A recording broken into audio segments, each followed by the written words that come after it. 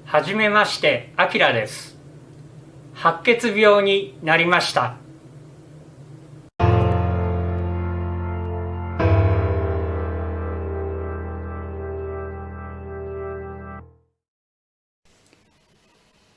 こんにちは。白血病サバイバーのあきらです。今回もこの闘病記ノートを見ながら続けたいと思います。前回までに、再対血移植当日の様子を事細かにお話ししています。その移植自体は結構すぐ終わるものなんですけれども、アクシデントというか、ちょっと体が過敏に反応してしまったようなところがありまして、全身がしびれて麻痺してしまった。でもそれが夕方にかけてなんとかだんだん解消して、左上半身と左腕、ここに麻痺が残った、そのぐらいまで回復しましたよという、そういうお話をしていますね。その翌日ですね、入院もうすでに53日目、2月の17日ということになりますが、夜中2時頃目が覚めたら体が熱く感じたと、体に異変が起こってるのかなということを後から看護師さんに伺いましたところ、どうも免疫抑制剤の影響らしいですね。これにより体がほてった感じがする場合があるよと、そういうお話でしたね。そこからしばらく眠れない時間が続いた。体がしびれてしまっていて、まだ麻痺しているような、状態ですね。ビリビリしびれて、これどうなるかなという心配もあったと思いますね。それでいろいろ考えたりしてなかなか眠れないと。でもいつの間にか眠れたようで、気づいたら6時頃看護師さんが巡回に見えて点滴の抗生剤が入りました。平熱、血圧110台、採血が3本となってますね。体はほてった感じですが平熱でしたね。8時頃朝食で2割弱食べてますね。ちょっと食べられるようになってきたかなと。服薬が8錠、10時半頃常に入っていた点滴が3つあったんですけどもね、これが全部交換ですね。体重がやや増えていた。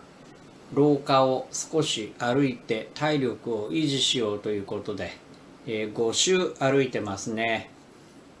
だいたい1周50メートルちょっとぐらいだったらしいですけどもね、このぐらい歩いてますね。12時過ぎに昼食、ここも2割ぐらい食べて、服薬が4錠、13時半ごろ点滴の抗生剤が入りました。また体が熱く感じるんですけれども、病室に体温計が常設されていまして、熱を測りたいっていう時はいつでも測れるんです。で、体がほてっている、熱を測ってもやはり平熱でしたね。買い置きしていた最後のアイスを食べてますね。排便あり、まだ下痢にはなっていないと書いてあります。抗がん剤の影響、それからこの後再対血移植の影響で消化器官系に異変を生ずると、問題を生ずることが結構ある。便秘になったり下痢になったりという、そういう症状が出ることが非常に多いということでした。ですがまだ大丈夫ということですね。15時半ごろシャワー、気分がちょっと悪くなる。16時半ごろ肝機能維持の太い注射が入りました。これは点滴の管のジョイント部分から太い注射器の先っぽ、針がついてないやつです。これを差し込んで注入する。これをやるともう即座に顔のあたり特にジーンとしてきましてね、唇なんかビリビリビリビリする、その薬剤が入ってきたのがすぐ感じるというような、これ結構来るねっていう、まあそういう代物でしたね。これ割と毎日のようにやってましたね。18時過ぎに夕食、まあ2割弱ぐらい食べる、まあ徐々に食べられるようになってきているという感じで、服薬が9錠、19時頃、何か点滴が入りました。ちょっとわからない。30分ぐらいで終了して、食後の運動、一応21時が消灯時間で、廊下の電気なんかも消えてしまうんですね。ただ自分の部屋、個室なので、患者さんは個室内では好きなようにやっていいよと、そういうことですね。だから歩くにしても21時以降は歩けないので、食事をして、まあちょっと休んだら歩いたりとか買い物に出かけたりとか、そういう時間で、この近辺では1日に2000歩ぐらいは少なくとも歩きたいと思ってたんですけれども、抗がん剤をやったあたりからとかはね、なかなか気分が悪くなってしまったりとかで、達成できないが増えている。この日もちょっと難しかった。でその後また何か気分が悪くなってきている。まあこれ抗がん剤の副作用なのか何なのかっていうところですね。22時頃点滴の抗生剤が入りまして、23時頃終了。この辺は毎日のローテーションというかルーティーンというか、いつもだいたいこの感じで入ってましたね。就寝は一応0時頃、入院54日目、やはり夜中2時頃ですね。体の熱さで目が覚めると書いてありますね。体がほてった感じがする。ですが熱を測ってもやはり平熱だと。その後あちこち体全身が痒くなって、これが眠れなくなっちゃうんですね。4時頃まで眠れなかったと書いてあります。もう体が痒いというのはしょっちゅうありましたね。それで寝るのがなかなか大変なんですよ。この痒みのピークが超えてなんとか寝られるか、もしくは眠さのピークが訪れてなんとなく寝てるかっていうような、そのぐらいとにかく夜中中なかなか眠れないというか、寝られないで起きていたりとか、そういう時間が多かった。その分昼間寝ていたわけですね。朝6時過ぎに看護師さんが巡回、これもだいたいいつものルーティンですが、見えた時にはすでに一つ点滴が終了していた。つまりは5時過ぎぐらいに看護師さんが病室へ見えて点滴をつないだんだけれども、その時は自分は寝ていたと。まあそういうことも結構多かったですね。それで、6時過ぎ点滴の抗生剤がつながって、熱は平熱で血圧も110台、この辺はこのぐらいの値で安定してましたね。排便が出て寝直して8時頃まで、朝食のお時間ですね。この辺まで寝て3割弱食べる、だんだん食べられるようになってきているかなと。服薬8錠、主治医から今後の体に起こるであろう出来事の流れとか、詳しいお話をいただく時間がありました。ここから1週間くらいが抗がん剤の副作用、その後が臍帯血移植による影響という感じで、まあ重なってくる部分もあるでしょうけれども、どんどん影響が出てくるよというお話でした。廊下をゆっくりと3周、もうちょっと動くと息切れがする、素早く動けないというか、だんだん動きもゆっくりになってくる。とにかく心臓に負担がかかっているなというのを実感するような日々になってますね。その後点滴2つ交換、その後残る1つも交換で12時頃昼食。その少し前からまた気分が悪くなっていて、あまり食べられていませんね。服薬が4錠だと。で13時半頃点滴の抗生剤が入り、14時半過ぎにまた肝機能維持の、点滴からの注射がありました。それからアレルギー止めの点滴、これも注入しまして、血小板の輸血が入りました。終了後、遅いシャワーですね。体の乾燥が進む。これが結構厳しいんですね。保湿クリームを塗ってもしばらくすると肌が乾燥してすごく突っ張る。もう背中とか頻繁にその保湿クリームを塗らないと突っ張って痛いんですよ。だからこれも結構大変といえば大変でしたね。普段はそういったクリーム類ですとか塗ったことがないので、これを塗るのもなかなか一苦労なところがありました。その後また気分が悪くなる。これ多分抗がん剤の影響だったんでしょうけれどもね。18時過ぎに夕食2割ぐらい食べて、服薬が9錠ですね。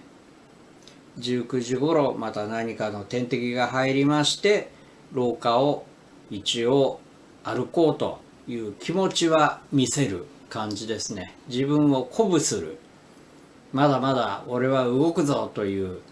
そういう気持ち、体を動かして心を鼓舞するというかね、やるぞというところを自分に言い聞かせているようなところがあったと思います。いつもの寝る前のルーティーン、22時前に点滴抗生剤が入りまして、23時頃終了ですが、やっぱりなかなか眠れない。結局1時頃就寝してますね。ただ就寝とはいえなかなか寝られないんですね。この日もなかなか眠れない夜を過ごすことになってます。入院55日目ですね。2月の19日になります。やはり夜なかなか寝つけない。そして寝つけない間に体のかゆみがまたピークに向かってどんどん増してくる。あちこちがかゆくなるんですよ。で、腕がかゆいと思ったら今度足がかゆかったりとか、背中がかゆかったりとか、それでそこがやっぱり気になっちゃうので、つい爪を立てないように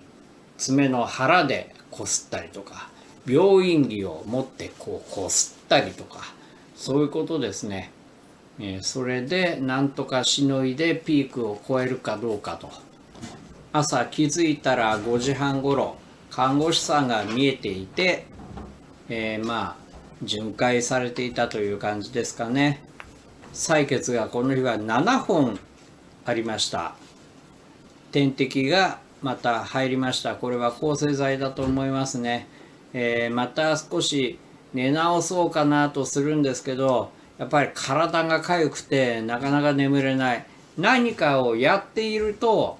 それに集中するので、一瞬その痒みを忘れたりする。だからスマホを手に入れていたので、スマホで何か例えば YouTube を見るとか、何か調べたりとかね。病気のことについてはあまり調べませんでしたけども、そういうことで気を紛らす。あとはテレビですね。テレビなんか見てるとやっぱり気が紛れるので、あーって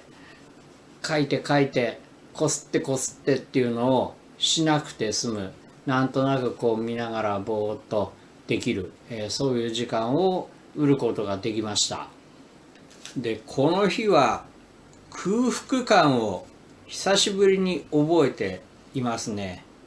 気分が悪かったり食欲がなかったりであまり食べていない。それでもやっぱり腹は減るということで、7時半ごろ点滴の抗生剤、また新しい種類のものが入ったようなんですけどもね、約1時間、その間に8時ごろ朝食の時間が来まして、6割ぐらい食べられた。服薬が7錠で、また排便やや柔らかくなってきた。そろそろ、下痢になってきてんのかな、どうなのかなというところでしたね。また廊下を少し歩いて、この日はいろいろな都合上10時頃から早めのシャワーを点滴の交換3種類、この時は栄養剤、あと血栓予防の点滴、それから免疫抑制剤、これ毎日だいたい1回同じような時間に交換ですね。点滴に関しては一応ポンプをつけてその点滴を流している。1時間にどのぐらいの量を流すみたいなのをそのポンプで制御してるんですね。でそれ以外時々別の、例えば抗生剤とか入る時は自然流下でそのジョイント部分に差し込んでそこから入れて、必要とあらばそのポンプからの流入する点滴の薬ですとか、それを止める、そちらからの流入を止めて、自然流下の薬を体内に入れる、または時間を調整したい場合などは、抗生剤なんかもポンプを使って入れることもあったと思いますね。それは使い分けみたいなことが、あったようですね。でそれとは別にもっと、精密な免疫抑制剤などはもう1日に必ずこの量を投与しますよというのが決まってまして、それはもう最初からシリンジ、針のついてない注射器、その形で先端に細い管がついていて、それを体につなぐ。それはもう横型でそのまんまセットできるポンプがあるんです。それでもう微量ずつだいたい1日に1回交換ぐらいになるんでしょうかね、微量ずつ入っていくというその調整をしながら入れている感じでした。12時前頃から点滴の赤血球輸血で12時過ぎに昼食。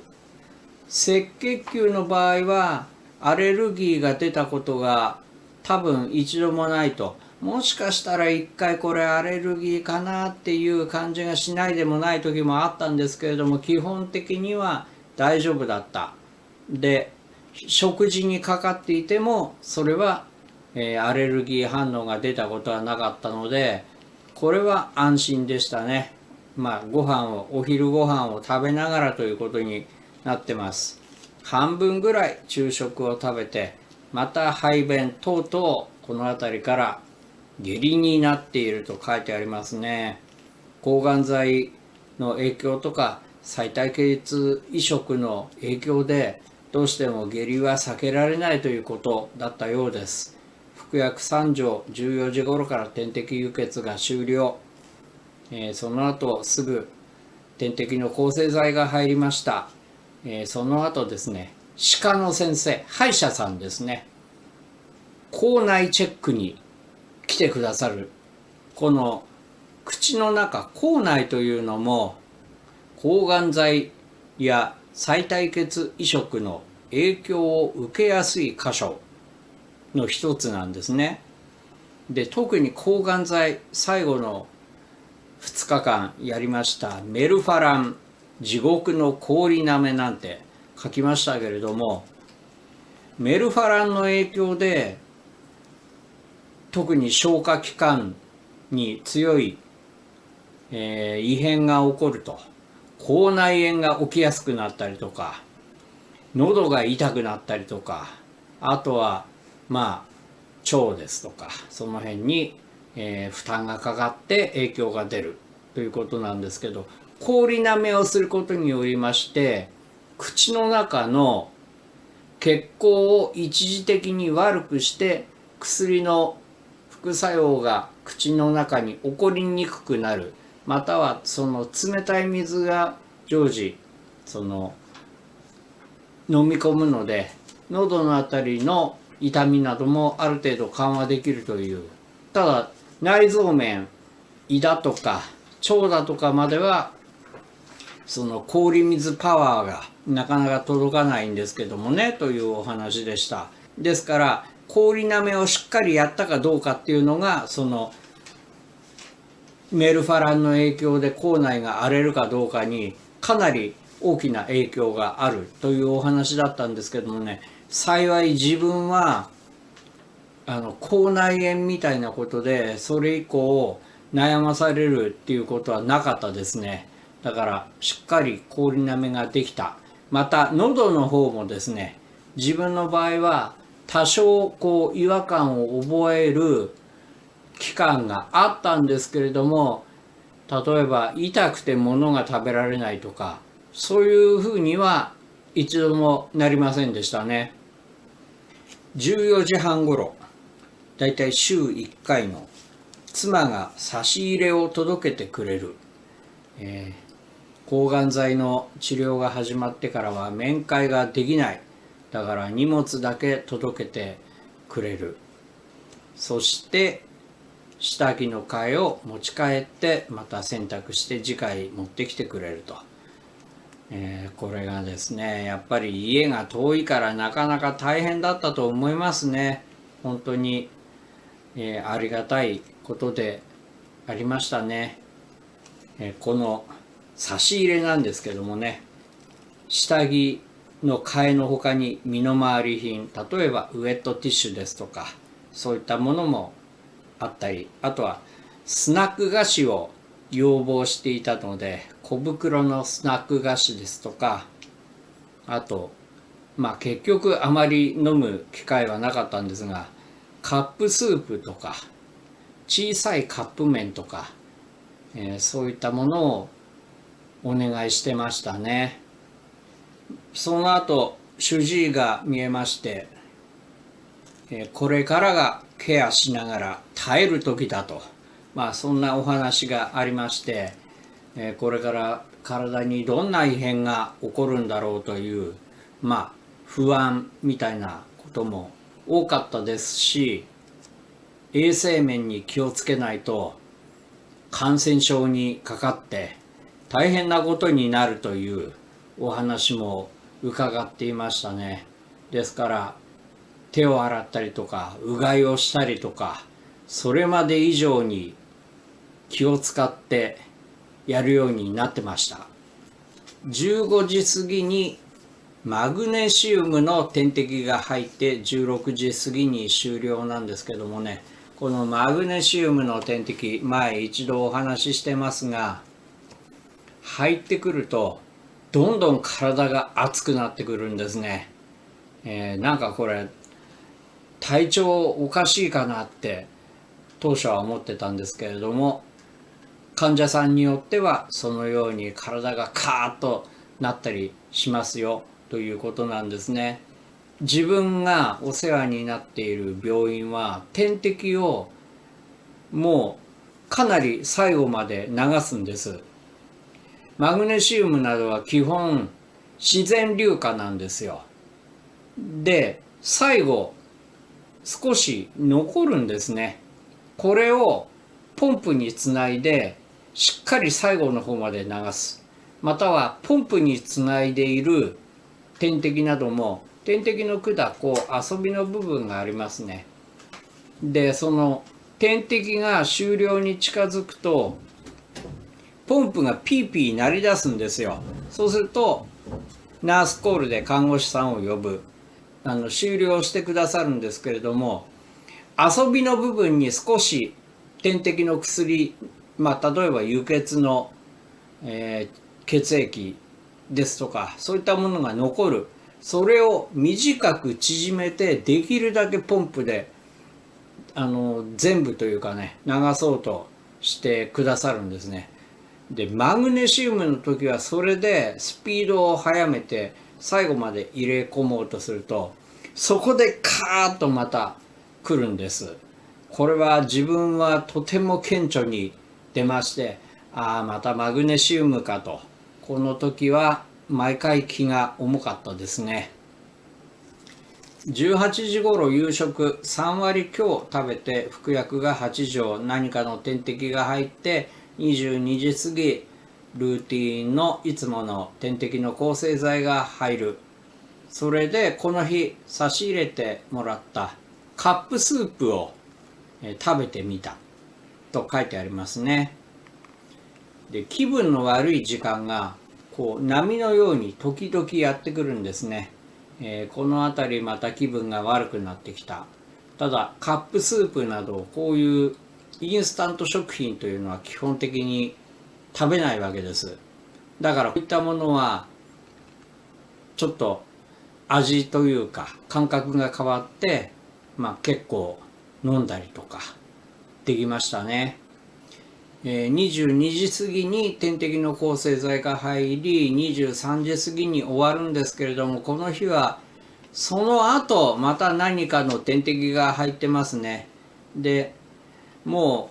うこの日はその時点で体のかゆみが一段上がってきまして、また眠れそうにないなというところ、0時過ぎに一応点滴が終了、看護師さんが部屋に見えまして手続きをしてお帰りになる。それで一応の就寝なんですけれどもね、なかなか眠れないでいるという、そういう日々でした。ということで今回は再対血移植翌日から3日間の病院での様子について、お話をしました。よしおっさん頑張れと思っていただいた方はどうぞチャンネル登録、それから高評価、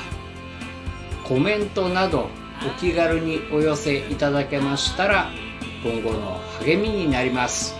よろしくお願いします。